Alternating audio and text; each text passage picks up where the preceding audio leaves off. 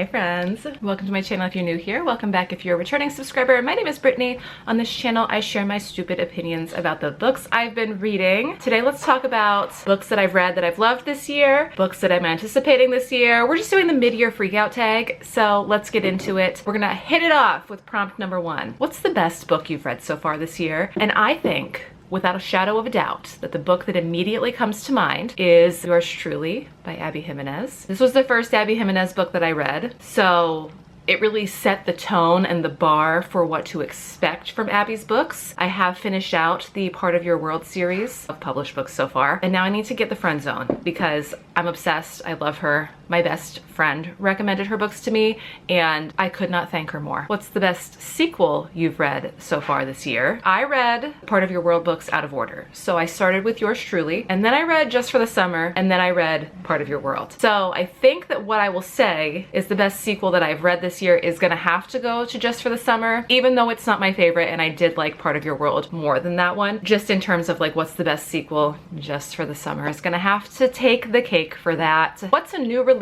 you haven't read yet but want to? I've fallen a little behind on my book of the month selections. So one of the books that I'm behind on that I've really been looking forward to is The Paradise Problem by Christina Lauren. I'm actually planning on starting that today. And since this is technically past release date for Riley Sager's Middle of the Night, I don't even own it yet. It's in my book of the month shopping cart already as we speak. So those two books, starting The Paradise Problem today. Which brings us to what's your most anticipated release for the second half of the year. I did intend on filming this video before release date for Middle of the Night, which was June 18th. It's the 23rd now, I wanna say. So I'm still gonna go with Middle of the Night by Riley Sager. All of my other favorite authors have already put out their books for the year.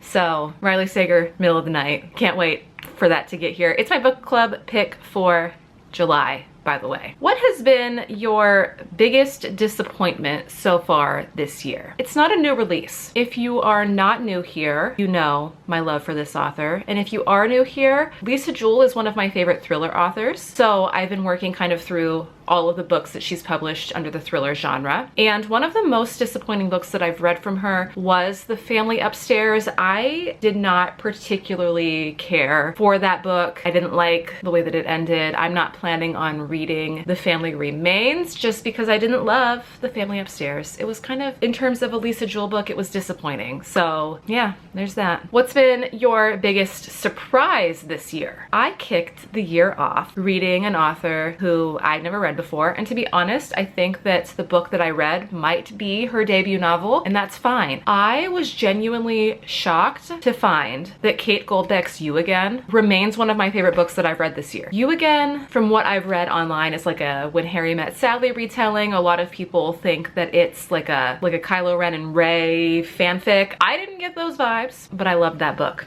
Do you have any new favorite authors? And yes, both of them are from my best friend, so thank you so much, Elizabeth. We've got Abby Jimenez and Sarah Adams, who wrote the When in Rome series, which we're gonna talk about in this video. Who's your newest fictional crush? Well, that's easy. Will Griffin and Jacob Maddox. So Will Griffin is from Practice Makes Perfect. He is just a chef's kiss in terms of male characters. Jacob Maddox is the most perfect cinnamon roll I've ever read in my life. Love him. Leading into, do you have any new favorite characters?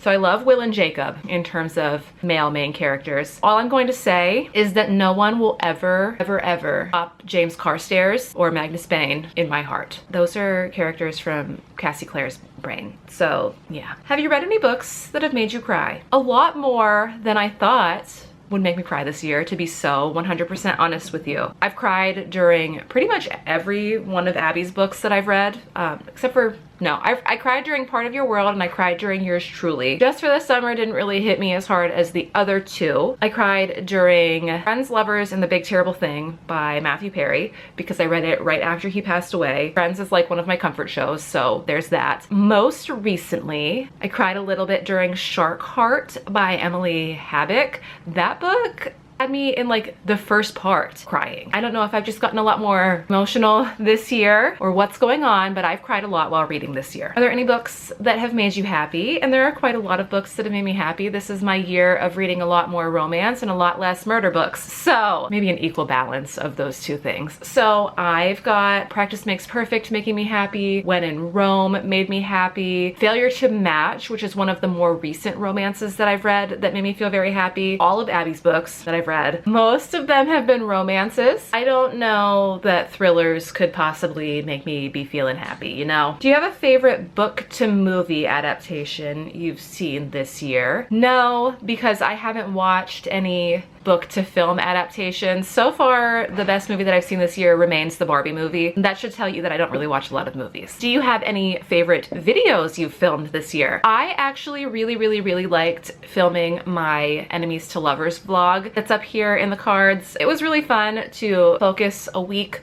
on vlogging a specific theme of books. I thought that that was like just the most fun that I've had. Otherwise, I'm just genuinely proud of the reviews that I put out for that like however long period where I was filming reviews for every book that I read. I like my reviews a lot too because they took a lot of work. Most beautiful book you've bought this year. I typically don't buy special edition books. A lot of my books are secondhand. They come from the library. I don't buy a ton of new books with the exception of Book of the Month. Unless it's a release that I'm really excited for, I don't buy new books. With that being said, the third book in the Legacy of Orishi is coming out on Tuesday, June 25th. It is called Children of Anguish and Anarchy by Tomi Adeyemi. This is the third book in that trilogy, the last one. I started with Children of Blood and Bone in like 2018, I want to say. I have been waiting for this book for so long. This is what it looks like. It is without a shadow of a doubt the most beautiful cover that I've seen this year. And so I think I'm gonna have to give it to Tomi Adeyemi's book. It's beautiful. And then the last question. The last question is, what books do you really need to read by the end of the year? One of my goals was to read my Book of the Month books in the month in which they were purchased. I'm a little behind. I have 2 books from May, I think, that I fell behind on just because work schedule, adjusting to coming home from Hawaii and all of that stuff kind of caught up with me. Also, I think I got 2 or 3 books and I kind of prioritized other things over them. So I have to read The Paradise Problem still by Christina Lauren and Middle Tide by Sarah Crouch. Otherwise, I'm keeping up with my Book of the Months as they come. So I have to try to maintain that goal, but so far just those 2 books. And then yeah, once I finish those, it should be July. I'll be getting my new Book of the Months in and we should be good to go. I did skip June for Book of the Month because I was like, I'm a little behind. I was trying to decide if I wanted to get the romance 1-star review or if I wanted to try to wait. So I skipped June and then they released the announcement that Riley Sager's book was with them, and I was like, why couldn't you have that at the beginning of the month? I understand that it was releasing after the 15th or whatever. So now I'm trying to decide if I want to get 1-star review and Middle of the Night as add-ons for July, or if I want to just add on 1-star review for like August. I don't know. I'm torn because that will put me at having 3 extra books to read in July, and I have a lot of things coming up in July, and it's the busiest month of the year at work for me. So, well, anyway, those are the 15 questions for the mid-year freakout tag. I'm not going to tag anybody just because I know that a lot of my mutuals on here do have content kind of pre-planned out and I don't want to put this on them, you know? So do the tag if you want to do the tag.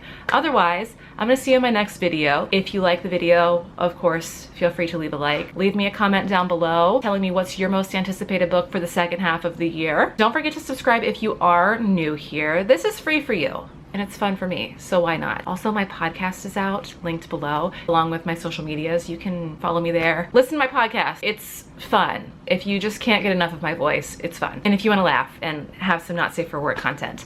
Otherwise, I'll see you. Bye.